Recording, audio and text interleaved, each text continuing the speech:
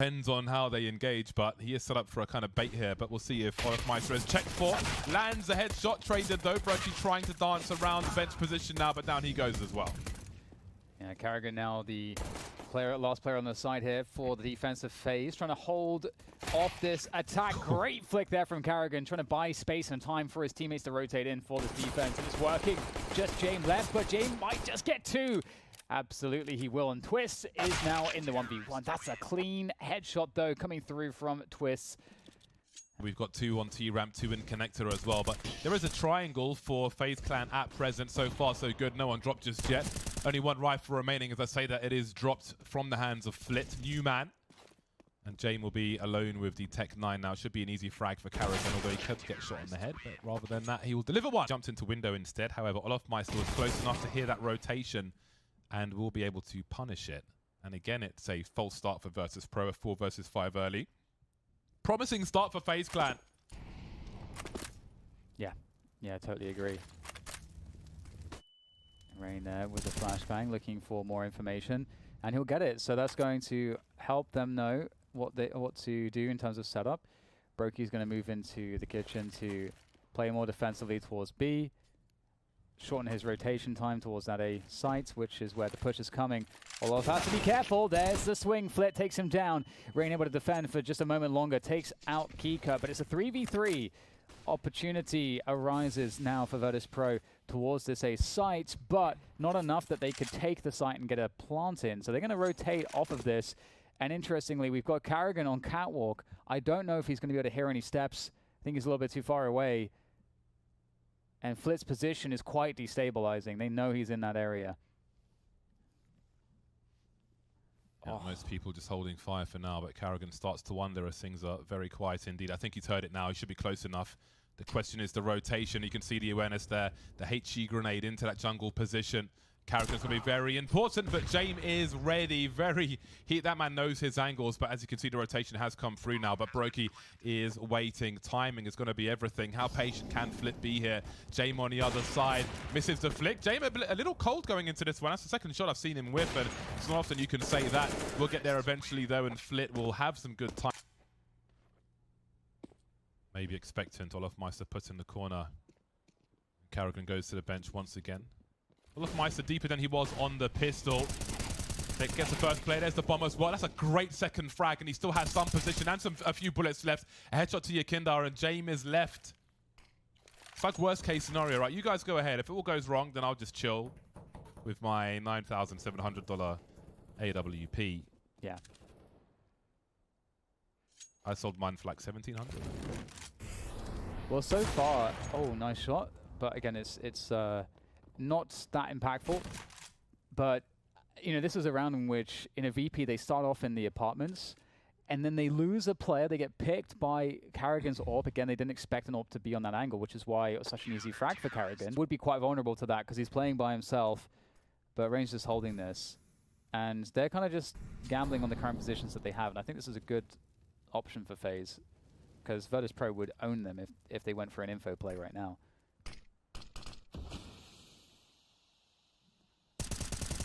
Uh-oh, better fall back, Rain. Yeah, he will. Oh, here is fall back with the reload. Flit threatening to be a problem again, though. He's taking some very aggressive positions around Connector, and that'll make Rain's positions very problematic. I mean, it's a hard job anyway, playing in the shadow position, but it gets harder when Flit's taking liberties around Connector. Yakindar dropped out, and Rain will basically be a target now. That Molotov is going to cause him some problems. He's got a smoke to play with, though. More kills for Rain, actually, and Brokey's on the site to try and deal with Jame now in a 2 versus 2. 7-1 for FaZe Clan. Recognize that it is 5 kills for Rain in this eco, but that's not what you're going to get very excited about, but well done. Because there's going to be somebody, oh, they don't know it's an ace, it didn't say it's an ace. Here's your ribbon. Yeah. Calm, just chill out, yeah. 4-4 now, as Virtus Pro try to get aggressive in Connector once again, and Flit will be able to do that. Pick up the slack from Yakindar, who's been popped. His clogs have been popped by Force. but there's a man advantage finally for Virtus Pro. Not something we've said too often early on in these rounds, and it's taken away by Rain. Looks for a trade fragger immediately, trying to slink away to the shadow position, but he really is on an island as well on this occasion. He does not have any help really on this A bomb site. He's just got to edge forward and try to do what he can. I love crouching in this position on these bricks because you can just play Jack in the Box with a player standing in the palace and have an off angle on the ramp. Not good enough for James though, who's always ready for the angles. And that is Olaf Meister alone now. 1 versus 3. Has an AWP. Rather him than me though. I don't fancy his chances here. Flit's got the angle. He's heard the sound cues as well as Olaf Meister will give a few away. And he's given Brokey the kind of jail position at the back of B. Small changes. We'll see if it helps. Carrigan gets the first contact, and he's going to go down. Oh, Twist actually trades that one. Yeah, but the split is still on because Yukindar can pick up the slack now. He has made his way towards short once again. Brokey not ready for Flip's position. Bomb dropped, but the trade is here. That creates some more space for Virtus Pros. They have a 3v2 advantage now, and that rotation is coming through from Olofmeister and Rain. Let's not forget, they were playing that shadow position. The rotation is long and painful as Olofmeister gets decapitated by the likes of Yukindar. And there's nothing more for Rain to do in this round, especially without a defuse kit. It's his turn to try and save, and Yukindar's already on the hunt here, looking for plays to make their way towards Palace. Rain will drop a smoke in between. You can hop on those boxes and get a cheeky one-way. Many years ago, saw Apex do a nice clutch on the A bomb site with that, but the bomb site is not the right one on this occasion, and Rain will just be trying to survive. Kika and Jamin sandwich. Brokey's got the sound. Brokey? Oh, not just Brokey. Oh. Uh-oh. Oh dear. That looks like a network issue. Yep. Which is very unfortunate. That's not good. Yeah, so... Oh, that's a difficult one. Well, there has been damage in the round, so I suppose they have got to play it out, but that is most unfortunate. We'll see who takes the advantage here as Virtus Pro are making things more difficult for FaZe Clan now. Twist and Carrigan versus 4. Now Twist is alone towards the end of this half, and I wonder if we'll have some kind of pause before things continue. Do with this A push they've set up here. Kika and James playing very much kind of retake positions, looking to do some damage as the FaZe players pile into the site. However, it's the damage to be found by FaZe and not by VP. Flip making sure there's no flanker. You never know. Again, that classic Virtus Pro squad used to like a short plant with someone like Pasha lurking in the apartments for that rotation later on. Not the case today though, but you can see that the memory is still there. 4 versus 2 in favor of FaZe Clan, looking to be the first 2 double figures. This would be a great way to start their T side, but VP still have something to say about this. Not with a kit though on these remaining 2 players, so they better act fast unless one is nearby. Things go from bad to worse now as James is the last man standing, and he's got Kevlar, so he may choose to save that. And at this point, there's more value in his Kevlar than there is in getting even 2 kills. So it looks like he'll try to hold on to that as best he can. On top mid as well, so now the bomb gets to rotate out, no longer necessary to support that position. It's Brokey with the AWP no less, who's holding onto the bomb, and they're going to set up that B split with Rain able to create more pressure from that connected to, position to just make it kind of difficult to guess what's going on. But there's 2 players to defend the B apartments, so that this could be problematic for FaZe on the way in. They've got AKs versus an M4 of Buster though, and that may be the difference maker. AWP is here as well. They haven't seen his body just as he repositioned, but Twist will be here to trade. Yukindar now holding a dirty, disgusting, grotesque off angle by the van, and that could be a big problem.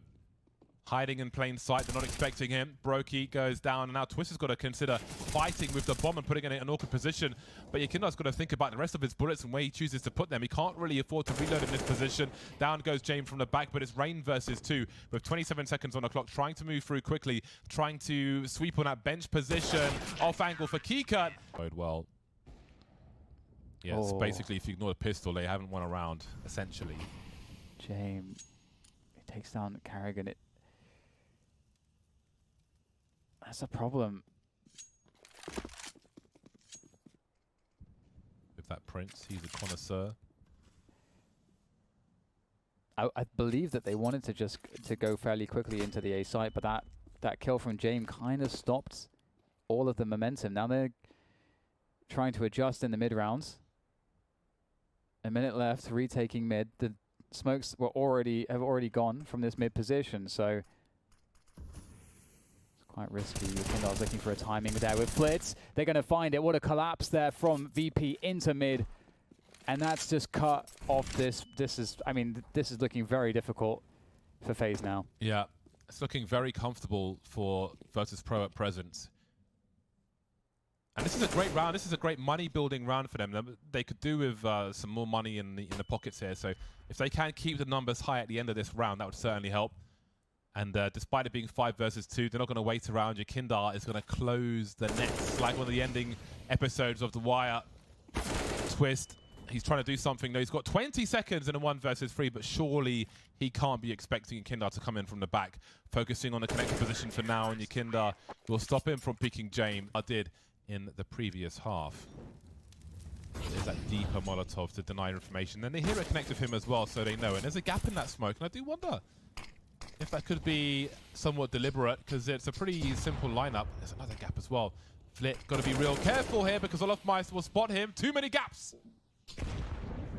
And this is the opening they've been looking for. Kiko able to take down Twist in the meantime, and Carrigan, he's lurking in the B apartments.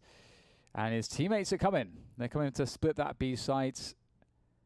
Actually, there's no split.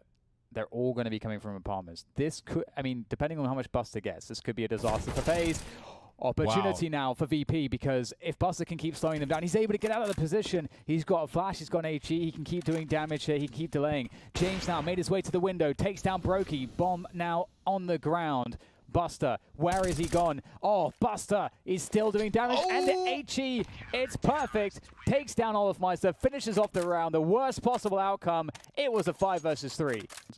VP not opting for mid pressure, really. They've got eyes on mid with Flit through the window, just cursory checking on this one. Sees absolutely nothing.